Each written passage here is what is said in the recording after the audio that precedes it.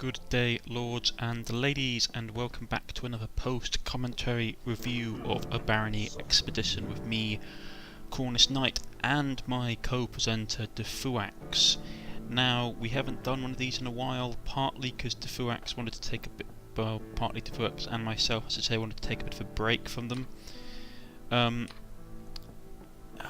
It can get, as has been previously mentioned, Barony can get a bit samey after a while, partly to do with the fact that there isn't actually that much content for the game, in the vanilla game I should say. I mean, if they had other items or DLC involved, it probably would be good.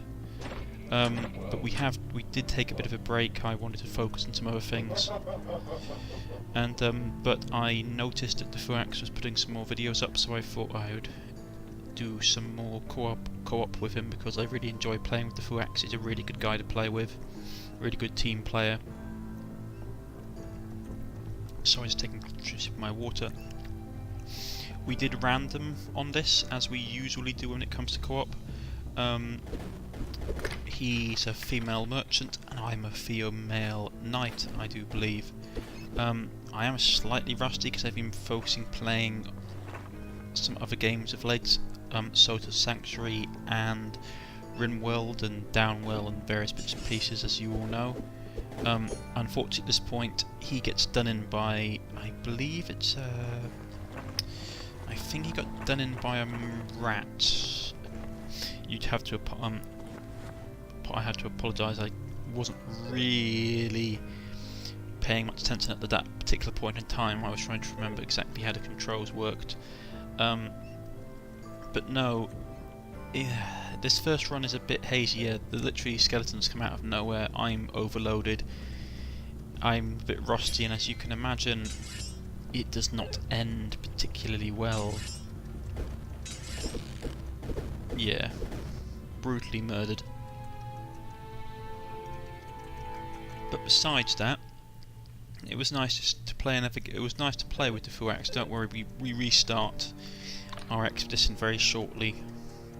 As you can see, yeah, it was partly my fault, to be honest. I was a bit out of practice. I'd forgotten to do power attacks. Now, I'm not quite sure why Defuax was smacking a hole in this wall. I only supposed that there was some kind of hidden wisdom to it. He's much more experienced at this game than I am when it comes to the secrets of the dungeon, so I can only suspect that he knew what he was doing. But no, the merchant class is a very interesting class, predominantly much more like for identifying items and trading. They're very strong in that department. I've never really played for myself. I have never got the chance to. I tend to randomise a lot of things. And as always, we hit a door that's locked, which is just fantastic.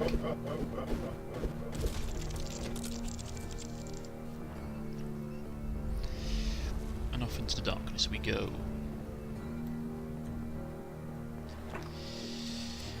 Standard layout for this floor: you loot everything that you come across, kill anything you come across.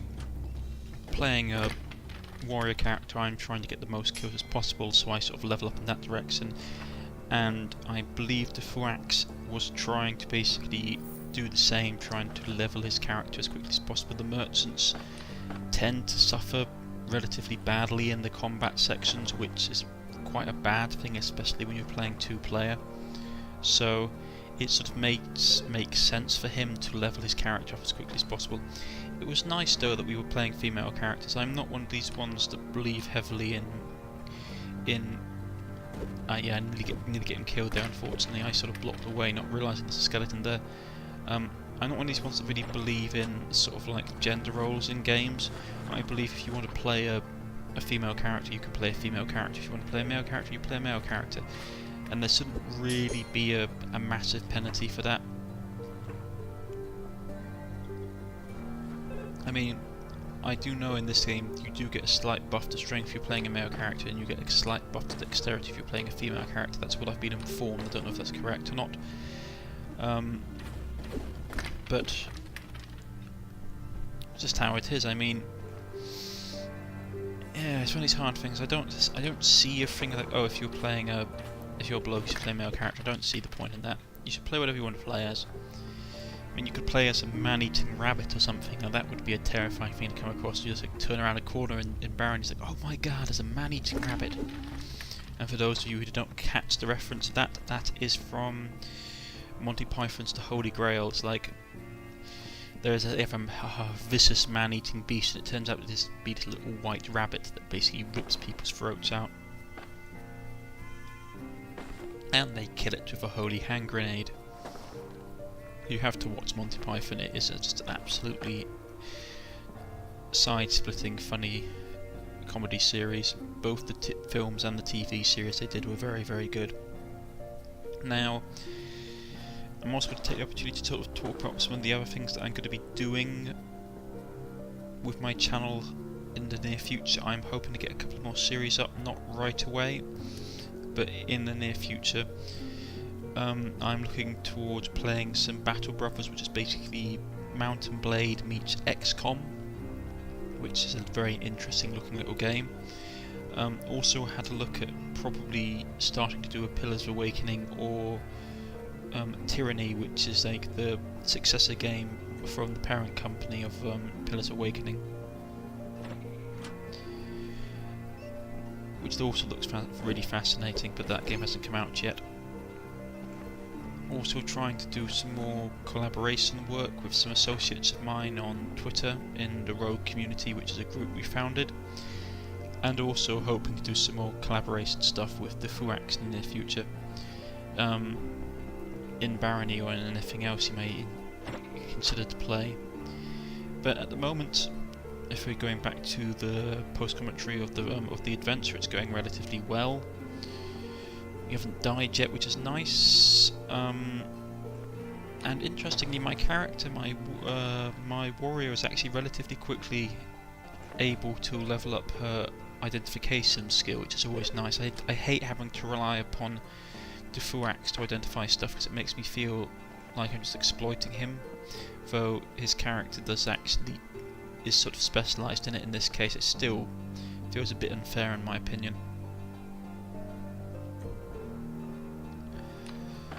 I must admit, I don't know if it was me or I had terrible. My vision with the torches was absolutely terrible. It was really strange. I kept him because, like, you can see it on the Fuax's screen. He has like a massive area of like light around him, while I, on the other hand, have like quite bad light. I don't know if it was like just like my torch is deteriorating faster than his were, or I don't know. It was strange, really strange. I'll have to basically get his opinion on it. And as always, we have the ubiquitous golden fountains that proliferate, that sort of dominate the Barony landscape. Unfortunately, this one bites the Fuax quite badly. He's paralysed, which is never a good thing. Fortunately, there weren't any enemies about, or he would have been in real trouble. The fountains, I find they're both the common ones and the golden ones. They're a real mixed bag. I mean, the golden ones can give you some really nice buffs, like enchanted weapons and armour, or heal up your mana, or heal up your health. But they come with some really nasty negative side effects. Severe poison is one of them. Paralysis, blindness is never a good one to have. They can summon succubi, which at low level are really quite vicious, and even when they're not at low level, if you let them escape, they will steal equipment from you and run off to God knows where, which is not a fantastic thing. Yeah, we're just sort of going around looting. This is what my approach to the game is a bit different to the Fuax. The Fuax tends to loot all the floors quite prolifically, especially when we don't have hunger turned on. I tend to as well when we don't have hunger turned on. When we do have hunger turned on, I tend to be a lot more just wanting to sort of press on and get towards the boss fight. Everyone has different playing styles, I find. I mean, I don't mind looting the levels completely clean, especially at the beginning of the game when you need equipment. But when it sort of gets later on into the game, especially with the hunger mode turned on, I don't tend to like doing it. I find it's a bit counterproductive, especially with limited food resources. And as always, when we don't have hunger turned on, we had a lovely amount of food, which was deeply frustrating. And I saw, as all you guys can see, the minotaur turned up, which is just fantastic. I came pretty close to dying here actually. I got attacked by the slime, and while trying to heal myself I got jumped by a poisonous spider, which is not good. And as you can see, I was desperate to actually heal myself, and if I hadn't leveled up, I'm pretty sure I would have died to the poison, because spider poison at low levels is pretty fatal, especially when you're injured. Now, here you can see another difference in how our playing styles diverge at this point. I, for one, tend to just want to, if I know we're on a level with a minotaur, I'm pretty much of the mind just to completely just abandon the level and head straight for the exit. Defuax, on the other hand, tends to want to explore a bit before we go down. It's a very risky strategy, I find. It's very 50-50, because it either works or it doesn't and you die horribly. As you can see, we get a lot of quite high... I don't know what it was throughout this entire playthrough. We ended up having a lot of quite high tier items like gems and medallions and rings in quite high concentrations, which is not a bad thing in any respect, but unfortunately it wasn't fantastic. The problem is that unless you hit a general store, gems are general store or jewelers, gems are pretty much useless, and having high tier items like necklaces, which though are a good thing, are also, you run the risk of yes, we did leave right then. Oh, it must be another encounter we have with the minotaur I'm thinking about. Oh, here it is. Yeah, you see, Defuax and myself tend to have the very bad misfortune in my memory of hitting the minotaur multiple times on multiple levels, one after the other, which is not a fantastic thing. The reason for that is you tend to, well, in my case anyway, you tend to lose a lot of equipment and experience because you're basically jumping levels quite quickly. So I can understand why Defuax tends to hang around for a bit and loot the level a bit before the minotaur turns up.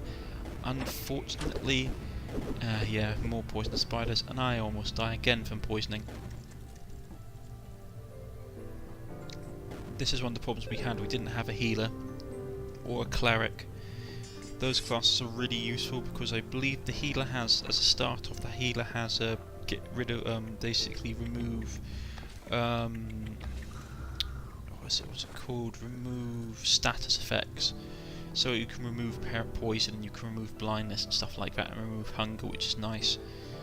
The cleric also, I believe, has the ability to do that, but you have to learn it, though with that particular class it's not too much of a problem. Yeah, I'm literally trying to avoid fights by this point. I've got like hardly any help. As you can see, what I can see at the torch is really poor. I don't know what it is, because when I went with Defuax had like fantastic light vision on his torches, while my character, as you can see, has little to anything, which is really frustrating, and it's even worse when I put the torch out. I can't see anything at all. We find a shop, which is really nice. Strangely, a lot of the shops we came across weren't lit, which I found quite odd. They normally are very well lit. And we come across quite a rare shop this time. We come across a jewellery shop, which is quite interesting. Now, I'm pretty sure Defuax will back me up on this, but by the end of the game we were sort of wishing that we came across a general store or a jewellery shop. We literally were just like groaning under the weight of gems. I wish the developers would do something with that.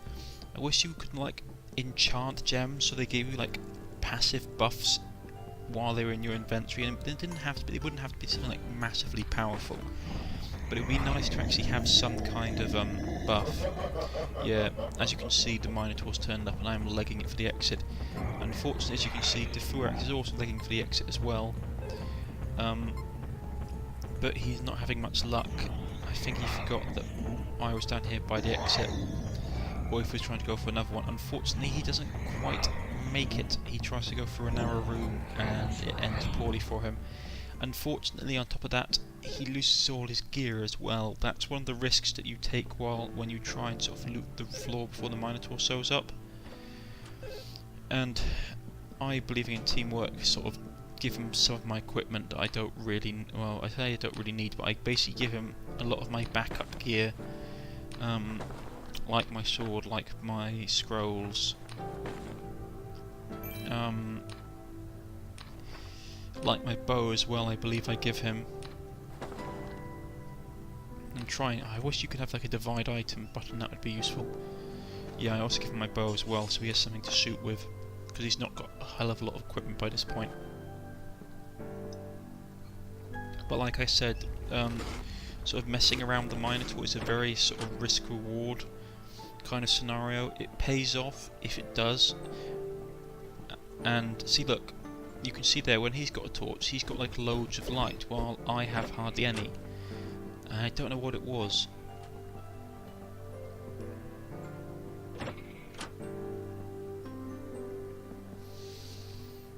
I do like Barony. I've said it a lot of times. I mean, the game can get repetitive if you will, not repetitive, can get, oh well, I will say repetitive in this instance. It can get repetitive if you play it repeatedly, one after the other, because obviously there isn't actually that. It's one of these hard things. I say there's not a lot of content, but there is. There's like, the game is actually surprisingly full of content for what you expect something like a 2D adventure game to be. And it is very D&D, but the problem is that I wish that they had like more stuff. I wish that like you could like make random dungeons and had like random enemy bosses. I suppose what I really wish for is I wish that it was more like D&D, like you could like make your own adventures, even if it was just sort of like setting the amount of levels and randomizing stuff and randomizing who the end boss was. You could like make your own adventures. I would really like that. I'm so glad the Furax wasn't messing around with the ghouls and this. He has the habit of doing that. He has a habit of like raising the ghouls from the grave, which is not something I particularly like doing, especially at low level. So I do a risky thing here and try and pick a fight with the troll, because you can get a lot of XP for killing it. Unfortunately, I also get jumped by a spider at this point, which is annoying as anything. They all seem to be out for me at this point, which is not something I particularly like.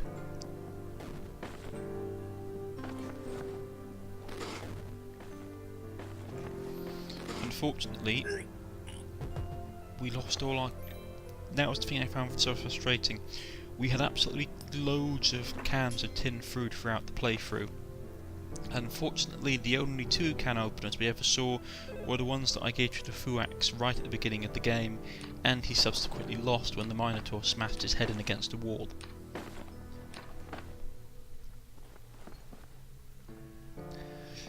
Yeah, I suppose I should have been careful and only given him 1. I was feeling rather... I wouldn't say generous is not the word I want to use. I don't like hoarding stuff in this game. I don't want to be the guy that sort of like sits in the corner with all the good equipment and sort of hoards it. I mean, don't get me wrong, if I find nice equipment, I will basically keep the best stuff for myself and give other equipment out to people, but at the same time, if I find something that I think will really benefit a party member, like a better bow or something, I will give it to them first rather than me. I'm quite a relatively straightforward person. What I want is, I want good enough armour for my character and 1 or 2 good quality weapons. Everything else I'm happy to give to the rest of my party. I mean, if I get magical equipment, then yes, I am happy for it. Am I going to go out of my way and shaft my party, I suppose you could say, or put my party at a disadvantage because I want the items for myself? No, I don't like that. That's not being a team player, and I don't really approve of that kind of thing. I'm not one of these people that sort of goes like, oh yes, I'm going to be a team player, and then quietly hoards all the good stuff for themselves. No, I'm not like that. I don't think it's a very nice thing to do. I don't think it's a particularly mature thing to do either. When you're playing a game like Barony where teamwork is important, it's important to be supportive of your fellow players. But as you can see, I don't know what it was with this game. The darkness was absolutely abysmal. I mean, I think it's in this level both our torches run out and we end up running around in the dark, which isn't such a fantastic thing, trust me. I mean, you have the map, which is useful, but I don't know what it was. We just came across, I think it was, we had several maps where we just had no light source whatsoever, like being spawned outside the starting room, which always has torches. Good tip for those who are first time players. Whenever you go into a starting room at the beginning of a floor, take the torches with you from the room, because you can take torches off the walls and out of fireplaces and the like. It's a nice little trick, which is why Defuax and myself always take torches from the very start of the game, because obviously there's a load of them and it doesn't really matter if you do or do not take them.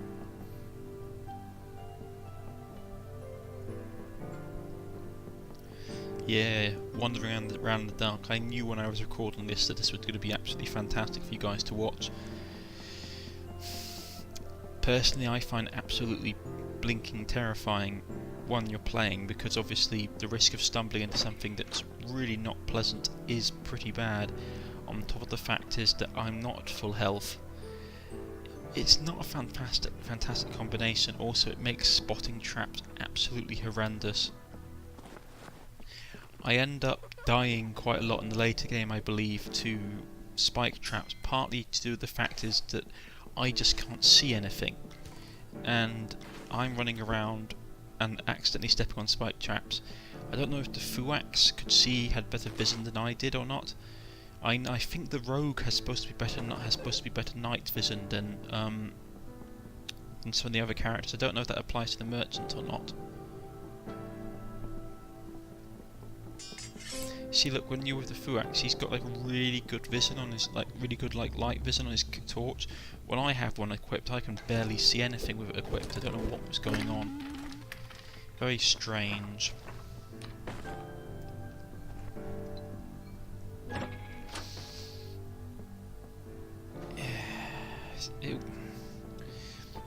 If I was going to rate the party we had at the moment with basically a warrior and a merchant, it was, I won't say it was like 10 out of 10 like party composition wise, probably 7 maybe 7 or 8 out of 10. The thing is that merchants are fantastic identifying stuff, identifying and basically negotiating prices with traders. That's what they're really good at. Defuax trying to exploit the well-known shooting through metal grates glitch. I don't know if it's a glitch or a bug, but you can occasionally shoot enemies through the grating. Basically, he's done it several times in several videos with me before. But no, I mean, a merchant and a knight character is relatively powerful because you have the high identification skill and high mercantile skill of the merchant combined with the survivability of the knight, which is relatively a good thing. Unfortunately, where that sort of lets you down at in the end is healing, because obviously neither of these classes can heal. They're not particularly fantastic for learning magic either, so a lot of the healing spells you can't get. It makes it a very sort of glass cannon combination, I find. If we had someone like Magic Fist with us, or it was Wizard Fist. We had Wizard Fist with us again. I would have probably asked him to sort of like roll like Paladin or Healer or Wizard, just so we had someone that could be that healer in the party. Because when you die and respawn in this game, you respawn with half health. So we ended up burning through a lot of healing items just because we kept on dying, which is not a fantastic thing. Yeah, and running around trying to find equipment for Dufurax because he's lost most of his gear in the dark as well, which is not particularly fantastic. It's one of these things, I mean, we're pretty much getting towards the end of the episode now, to be honest. If you've liked, please press the like button. If you wish to subscribe, please press the subscription button. You can follow me on Facebook and Twitter at the links provided below, and there shall be some more of these videos put up throughout the week. I've been Cornish-Knight, and I shall leave you to enjoy the last few moments of our adventure on the mining floor. Goodbye.